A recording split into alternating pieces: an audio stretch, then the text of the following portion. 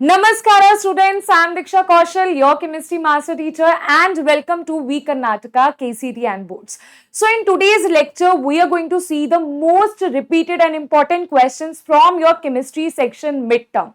Right, so let us see this without wasting any time. Most repeated questions for PUC midterm. Okay, so now let us see the first question here. First question is 5.8. This is from solution chapters. And from solution chapters, you have colligative properties that are very important. These four colligative properties, most important, and definitely a question will be there. Right? So now 5.8 gram of non-volatile, non-electrolyte solute. Now always remember that how we denote things, right? So we denote 2 for solute and 1 for solvent. Okay, what is solute and what is solvent, ma'am? Solute is something which is in less quantity and solvent is something which is in more quantity. For example, you have a glass of water, you are adding some sugar to it. When you are adding a very little sugar, in that case, sugar is your solute and that water is your solvent. Right, so here it is saying 5.8 gram of non-volatile solute. So mass is given here. So mass is denoted by W, right? So I will denote W2 here. Next is was dissolved in. It is dissolved in. For example, sugar is dissolved in water. So in means, for example, here they are talking about solvent, which is in large quantity. This is 5.8 and this is 100 grams. So this is going to be your W2, right? Next is W2 is given to us, that is your carbon disulfide, right? And the molecular mass, molar mass is also given to us. Now, molar mass is denoted by capital M. And this is for solvent. In solvent, we have 2, right? So, here it will be 1, right? Solvent is denoted by 1, right? Here also it will be 1, right?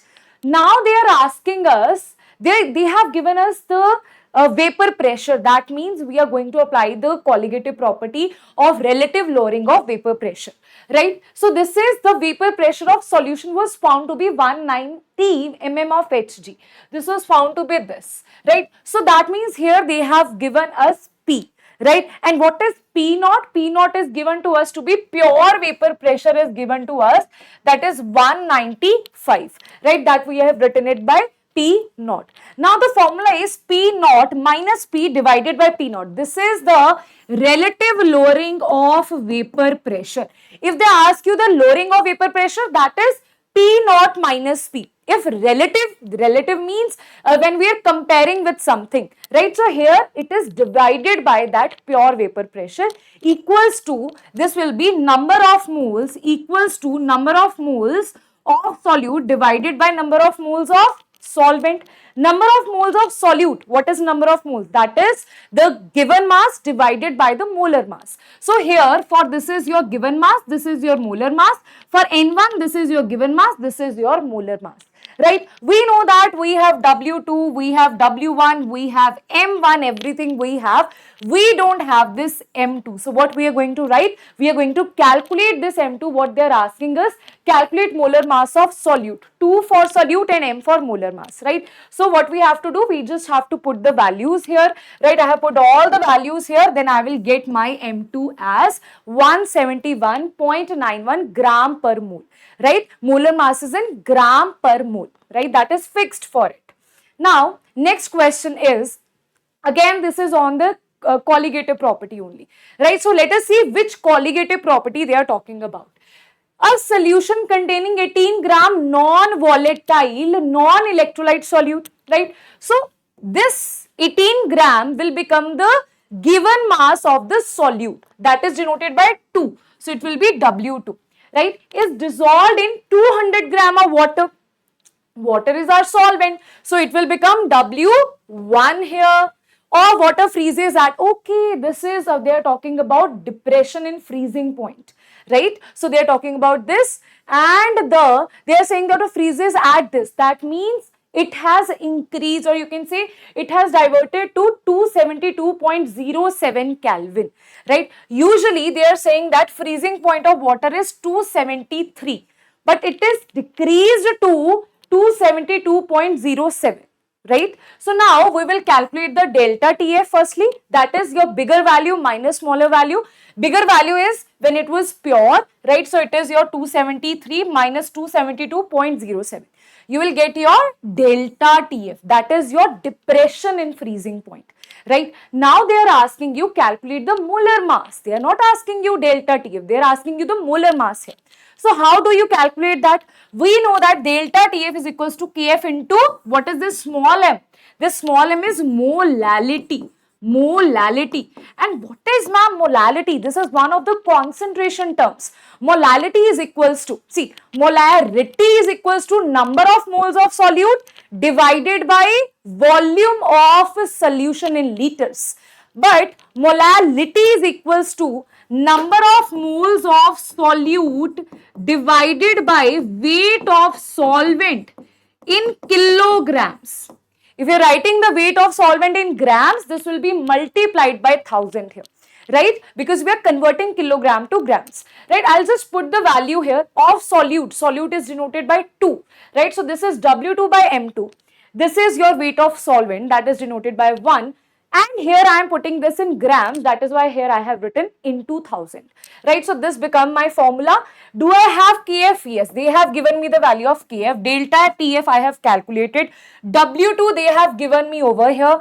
W1 they have given me over here, right? And they are asking me M2. They are asking me the molar mass of this solute, right? So easily you will put all the values and you will calculate the value of your molar mass. Very simple question, right? Yet very important question. Same question will be for colligative property, that is your elevation in boiling point, right? Okay. So you just have to do the calculation and you will get your M2 as 180 gram per mole, right? Next question is from your electrochemistry, right? Most important question, that is your Nernst equation. So many times repeatedly they ask you question from Nernst equation, right? So now let us see. For example, you have, this is your question, right? All the questions of Nernst equation will be done this way only, right? A reaction will be given to you. First thing is to identify where is oxidation, where is reduction. So as you can see, this is Mg, this is to Mg positive. Oxidation number 0 to 1, it is increasing. Oxidation number is increasing. So here I can say oxidation number increases. So oxidation is happening here, right? Okay. So in this case, this is plus 1 to 0. Oh, plus 1 to 0. And definitely digit is decreasing here. Plus 1 to 0 you are coming. That means it is decreasing, right? So oxidation number decreases. It is reduction. And this is at cathode. This is at anode. This is at cathode. Oxidation anode, reduction cathode. Right. So your value of E naught cell will be E naught cathode minus E naught anode. So when I am writing E naught cathode minus E naught anode, at cathode I am going to put the value of this thing, that is your Ag, right? And here I am going to put the value of this your Mg, right? Mg. And in both the cases, I am going to put the reduction potentials. So let us see in the question, have they given us reduction potential only? Reduction potential means to gain the electron where oxidation number will decrease, right? Yes. Here they have given us reduction potential only because it is gaining the electron and becoming this Mg, right? Here also they have given us reduction potential only because it is gaining the electron. Plus 1 to 0, oxidation number is decreasing, it is gaining the electron. So it should be reduction potential. If oxidation potential is given to you, you will just take, for example, X is the oxidation potential, the reduction potential will be minus X. For example, here they have given you plus of 2.37, but they have given you from Mg to Mg2 positive. Then you will not write the oxidation potential in the equation, you will write the reduction potential. You will change it to the reduction potential by multiplying it by minus, right? That will become your answer. Now, next is you have calculated E naught by E naught cathode minus E naught anode. That will just put the value. This is your Ag because here cathode is your Ag and anode is your Mg. So, you will put the value of Ag and Mg over here. You will get this is your E naught cell. E naught cell. Right, this is standard E naught that we have calculated, but if you want to calculate E cell, then you have to apply this Nernst equation. Okay, so in Nernst equation, always remember it is always product by reactants, or you can say oxidation by reduction. Oxidation by reduction. Sometimes students get confused in this. That's why I'm saying oxidation by reduction. Oxidation is happening for this Mg, right? So we'll put Mg over here, right? Okay, and here it should be 2 positive, it should not be positive, right? It should be 2 positive over here, right? So this is Mg 2 positive products divided by reactants, right? So this is just like equilibrium constant now. So this is your QC only, reaction quotient only. So this is Mg 2 positive, Ag positive square. This you have studied in equilibrium. If you don't remember that, just do this thing, that oxidation by reduction raised to the power the stoichiometry coefficient. Right. For example, in this reaction, this is your oxidation part. Mg2 positive is your oxidation part. Okay, the normal this Mg and Ag, these will not be included here. Only ions will be included here, right? It does not have any stoichiometry, so simple. It has stoichiometry coefficient 2, so it will have Ag positive square, and you will just put the values of concentration Mg2 positive here. Mg2 positive, the concentration is 0.001, that is 10 raised to power minus 3 is given to you. This is nothing but 10 raised to power minus 3. What about this? 1, 2, 3, 4. After 4 you have 1. So this is 10 raised to power minus 4. Right. So here you will just put the values 10 raised to power minus 3, 10 raised to power minus 4 square. Square is for the stoichiometry, right? And then you will put the value of E naught cell that you have calculated here. This is your standard value, right? 0.059 at temperature, at your standard temperature and pressure. We have put the value of gas constant also, right? So why 2? Now the question is, ma'am, why number of electrons are 2? Reason being, can you see here it is converting from Mg to Mg2 positive. That means there is change of, I would say there is increase of 2 here, right? So that means 2 electrons are lost here, right? 2 electrons are lost here. What about this one? This is 2 multiplied by 1, multiplied by this one. So overall this has plus 2 charge, right? And this has 0 charge. So it is increasing from plus 2 to 0, right? So again there is a difference of 2. Right, that means it is gaining 2 electron. You have plus 2 and you have this is 0. What you will do? You will subtract minus 2 from here. We know that 1 electron has minus 1 charge. So 2 electron will have minus 2 charge, right? So that is why we have written that there is exchange of loss and gain of 2 electrons here. That is where here n is equals to 2. You will just solve this and you will get your answer. This is proper calculations. One important calculation here is log 10 raised to power 5. So now always remember log anything, 10 raised to power x, anything. Okay, for example, I am saying a raised to power x. A raised to power x. That will be, this power will be over here and this will be log a. Right, the power, and this is your log a. Understood this? This is your log a raised to power x. The power will come in front, x log a. Right. So now for example, they are saying this is log 10 raised to power 5. So this power will come in front. This is 5 log 10. And what is this log? This log is nothing but log base 10. This is not natural log. So log base 10 of 10 is 1. Right. So this will come out to be 5. So here that's why I have written directly 5 here. Rest of this is just calculations. Right. The important part I have told you. Everything else is just multiplication, addition, subtraction, right? Okay. Next is we have jumped to DNF block here, and DNF block, so like it's 7-8 times this question has been asked, right? And this is a very important question. So what they are asking, write the steps involved in preparation of potassium dichromate from chromitore. Right, so there are 3 steps that are involved, directly written in your NCERT, right? This is your chromitore, this is your chromitore. Chromitore, when it is reacted with sodium carbonate, right, in presence of air, oxygen, right, it will produce Na2CrO4, and this is your sodium chromate, right? This is not dichromate, this is sodium chromate. This is your sodium chromate, right? After reacting this sodium chromate in some acidic medium, for example, H2SO4, right, you will get sodium dichromate. You will get sodium dichromate, right? Now you need potassium dichromate. You will react this with KCl and you will get your potassium dichromate that you were looking for. Potassium dichromate. Potassium dichromate. Right? This is very important. Chromite to sodium chromate. Sodium chromate to sodium dichromate. Sodium dichromate to potassium dichromate. Right? Just remember these three steps. Understood? Go through this. Right? It's a very, very important reaction.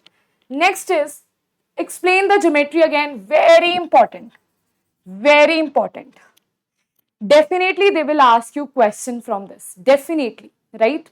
So now they are asking that from with the help of VBT in your coordination compounds, you have to tell what is the hybridization, what is the geometry, what is the magnetic behavior of this particular compound, right? This is in your previous year questions only, right? They can give you any other compound as well, right? So see the steps, right? See steps.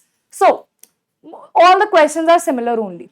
Saktiv Karman Ficonicogen, right? So that is your from 21 to 30, right? That is your 3D series, right? So we know that cobalt is at 27 atomic number.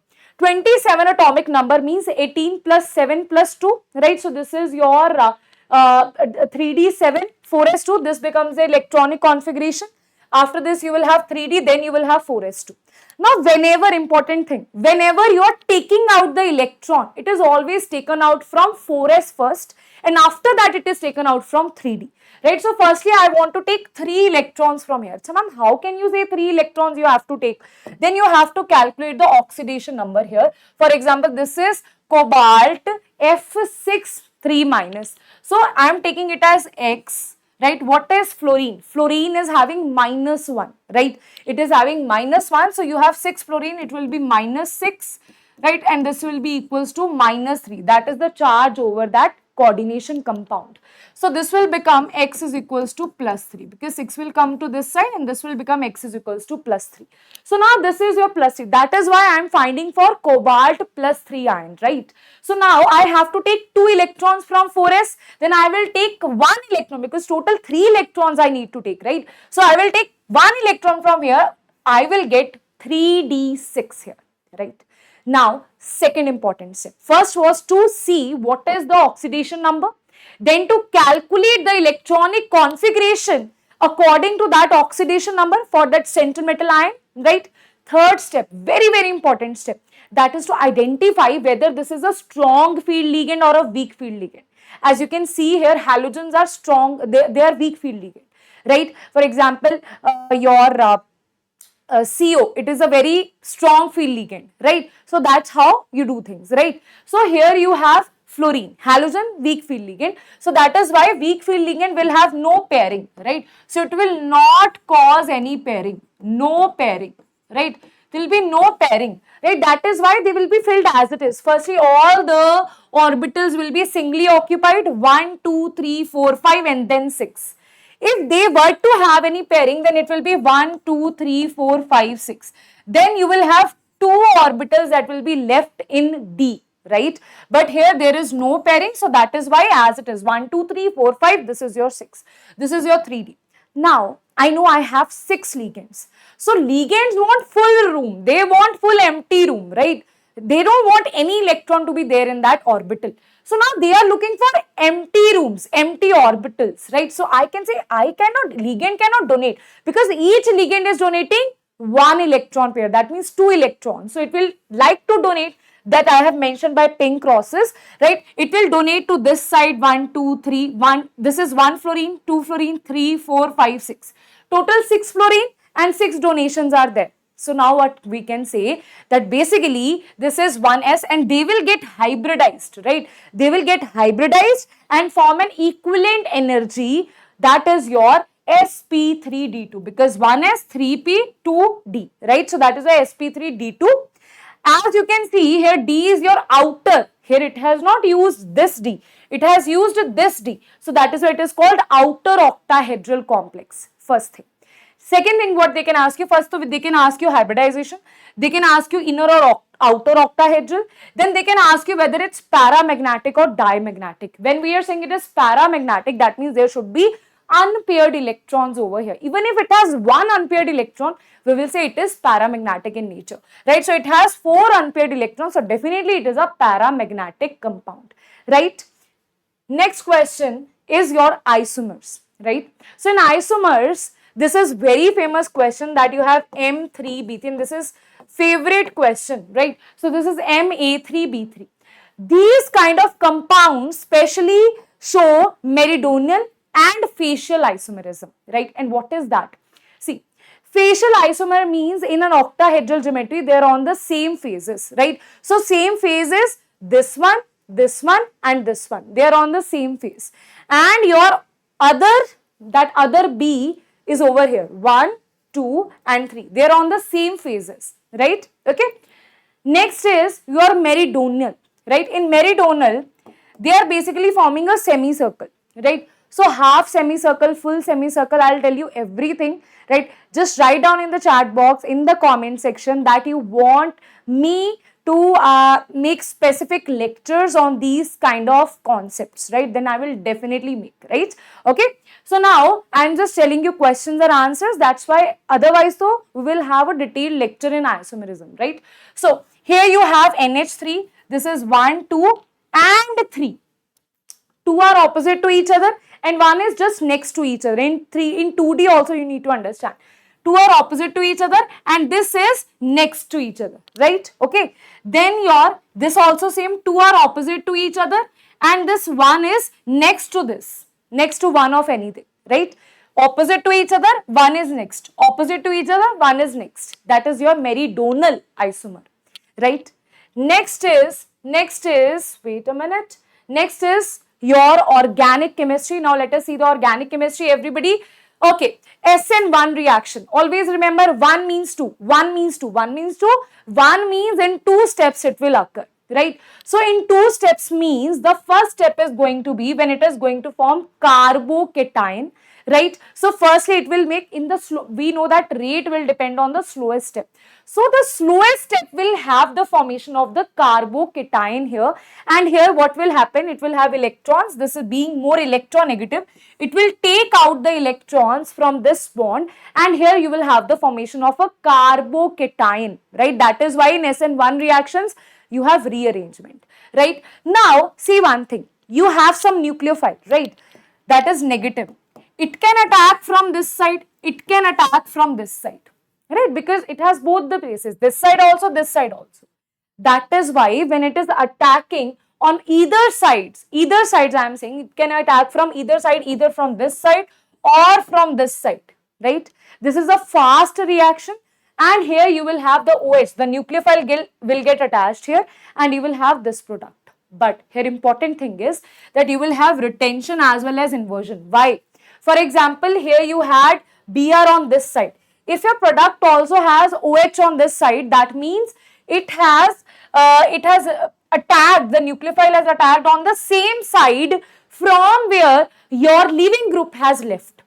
Leaving group left from this side and OH is also added from this side. So it is retention of configuration.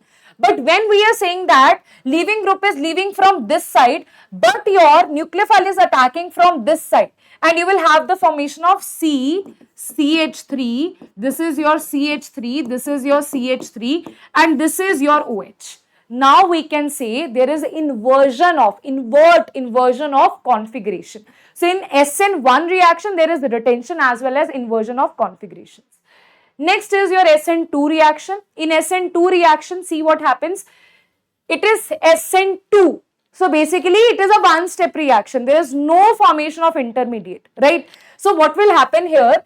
Here this OH, for example, OH has just, nucleophile has just one side to attack, right? It does not have both sides to attack. It can attack on that side where there is less steric hindrance. So it will attack on this side, right? And here it will attack and it will become a transition state, right? Not an intermediate. It's a transition state. Here this bond is getting break and this bond is getting formed here. Simultaneously this is happening and then you will have the formation of this product. As you can see here, this is your Cl on the right side but the OH is on the left side. So there is inversion, 100% inversion of configuration, because it does not have this side. Nucleophile cannot attack from this side. Here you have the big Cl group already there, right? So that is why it cannot attack from this side. It can only attack from the other side where there is less steric hindrance, right? So here you will have inversion product. Always remember why this is called SN1 reaction,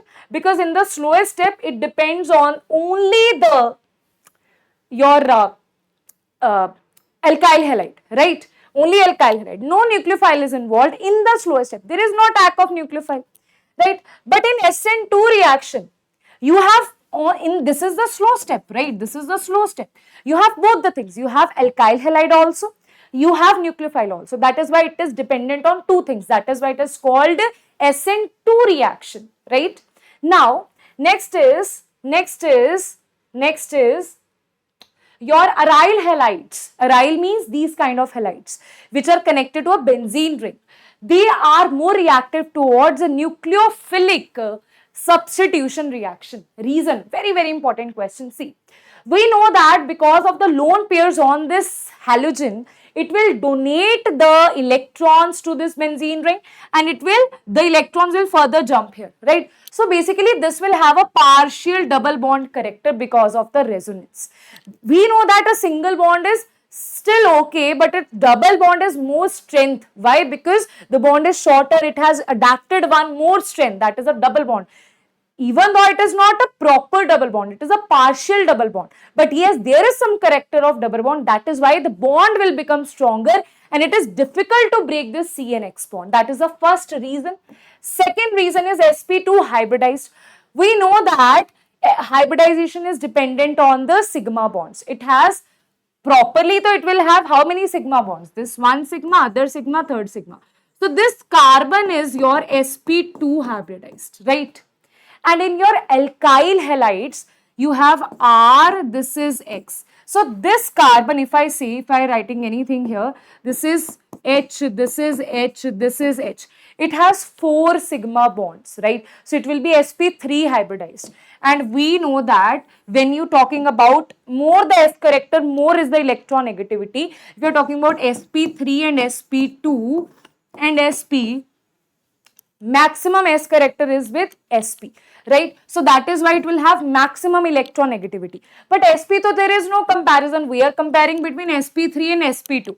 sp3 is for alkyl halide, this is for aryl halide, right? So because it has more S character, that is why it will have more cleverness. It will be like, I don't want to give away the electrons. You can't take away the electrons from me. You cannot break this bond.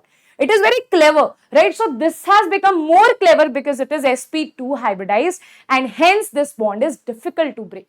Third is phenylketine. Now ma'am, what is this phenylketine? For example, we are saying you are like, I will break this bond. What you will get after breaking this bond? You will get this thing.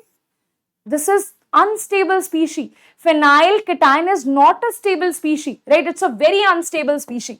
Last but not the least, benzene is electron rich, right? Some nucleophile is coming, right? And here, this is also electron rich. It will try to, take away the electron. It will like, it will try to repel the incoming nucleophile. That is why it is difficult to break this bond, right? Okay. So now, next question is, how do you prepare methoxyethane by Williamson synthesis reaction? So in Williamson synthesis reaction, you have RONA, right? Then you have RX, right? So what will happen here? So what will happen here? This is your negative and this is positive, right? This is negative and this is positive. This positive negative will combine with each other. This will become NaX, right? And here this RO and this R, they will also make a bond and they will form ether here. Ether is ROR, right? So they will form a ether here. Now they are asking to make methoxyethane, right? This is also very repeated question, right? So this is you will take CH3 CH2ONA and you will have CH3Cl, right? And hence you will have the formation of this ether here, right? Okay. Next question is, How NeSol reacts with acetyl chloride? What is acetyl chloride? What is acetyl chloride in the presence of FeCl3 or this? Okay, here they are talking about acetyl chloride, right? So here we are not going to use this. Instead, we are going to use CH3, C double bond O, Cl, right? So here this will not be the answer. I'll tell you what will be the answer, right? So first thing you need to know whether this is a ortho directing or para or it is meta directing. So always remember one thing, when your benzene ring, the group that is directly attached to the benzene ring has electron pairs on it, then it will donate the electrons, and this is your, because you are donating those electrons in the benzene ring, this is plus M, and plus M because you will have negative on the ortho and para position, right? So that is why towards electrophilic reactions it is ortho para directing. What about minus M, and what is the identification of minus M? For example, benzene is directly attached to a group which is double bondedly with attached to one more atom, but this atom is more electronegative. For example, I am talking about C double bond OH, right? This is attached to a benzene ring. So I know one thing, that this carbon is less electronegative as compared to oxygen. So it will try to pull out the electrons and it will cause minus M effect. So all the, even if you talk about the famous NO2 group, it also is like this. You have N, you have double bond O, you have O, right? And because of this more electronegative element, it is double bonded with more electronegative element. That is why this oxygen will take out the electrons and it will show minus M effect. And because of the minus M effect, it will have positive on the ortho and para position. So that means the electron density is more on the meta position. So towards electrophilic reaction, it is meta directing, right? So now, as you can see here, whether this is ortho, para or meta, you can see here it is directly attached to oxygen which has lone pair of electrons. That is why it falls into the category of this thing, that is plus M. That means ortho para directing, right? So here you can directly say that this is ortho para directing, right? And ma'am, next thing is which will be the electrophile that will be formed, right? So here this anhydrous ClCl3 or FeCl3, anything what you will have, right? It will take out these electrons. This chlorine will take out the electrons from here, right? Because these are basically Lewis acids. Lewis acid will want to have someone who can donate more electrons. So this chlorine will be like, I will take out electron from here, then I will get attached to this AlCl3 or FeCl3, right? And it will form CH3, C double bond O positive. This will become your electrophile. This electrophile is going to attach here, and this will be COCH3 ortho, and this is your COCH3 para. And always, if you don't have any hydrogen bonding involved, in general cases, your ortho is your minor and para is your major. Para is your major product, right? Para is your major product. Okay. Next is explain Coles reaction. Coles reaction, Reimer-Tiemer reaction, very important. So they're slightly same to each other. That's why knowing the reactants and knowing the reagents and the final product is important, right? So here you have phenol. When you react it with NaOH, it will become phenoxide ion, that is ONA, sodium phenoxide will be formed. Now after that, you react this with carbon dioxide and H positive. In the acidic conditions, it will form salicylic acid, right? That we use when, for example, someone is having acne, right? Doctors say that, okay, you should use a face wash or any medicine which has salicylic acid, right? This acid they are talking about, right? So it looks like this OH over here, and this is your COOH at the ortho position. What about Reimer-Tiemer reaction? In Reimer-Tiemer reaction, you have the formation of salicyl aldehyde. Here you have acid, COH. Here you have salicyl aldehyde, right? Here what you will use CHCl3 in presence of aqueous NaOH. You will have the formation of ONA because of this NaOH, and because of this CHCl3 you will have the formation of CHCl2. Now after adding OH, what will happen actually? What will happen? This CH and this will be your OH and this will be your OH, right? This Cl will be replaced by OH over here, right? So after that, on one carbon, two OH are never stable. They're like, okay, I'll kick out one OH from here. So what will happen in this case? No, what will happen? This is your H, this is your OH. This will give out H positive. Here OH negative will go, and these electrons will jump here, and hence you will have the formation of C double bond OH. That's why directly we have written here CHO. Right, directly we have written CHO, but basically this OH is going to replace the Cl, and in this what will happen, again I am writing for you, those students who are not able to understand, you have CH, OH, and this is your OH. So what will happen here, this OH negative will leave with electron, this H positive will leave without electron, and the electron over here will be distributed to this single bond, and it will become a double bond, and in the end it will form, this C double bond O, and this is your H, that is your aldehyde group is linked here, right? And hence you will have, after adding H positive, this ONA will be replaced by OH, and hence you will have the formation of salicyl aldehyde, right? Next question is, explain Cannizzaro reaction. Aldol condensation, Cannizzaro, very important, right? So now in Cannizzaro, what exactly? In Cannizzaro reaction, there should be no alpha hydrogens, right?